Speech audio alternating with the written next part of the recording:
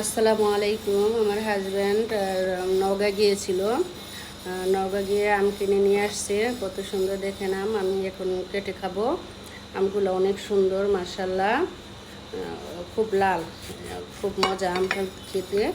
আর formalin ছাড়া আমগুলা দেখুন কত সুন্দর মাশাল্লাহ, অনেক বড় বড় আম নওগাঁ থেকে এনেছে। অনেক সুন্দর মাশাল্লাহ, অনেক মিষ্টি। আমার মা আম যখন পাকতো সুন্দর করে দুধ দিয়ে ও খেত। আমি যখন মেজু ভাইয়ের বাসা যেতাম গিয়ে দেখতাম দুধ আম দিয়ে মা আম পেকে থাকতো, আম দিয়ে খুব সুন্দর করে সে দুধ দিয়ে খেত।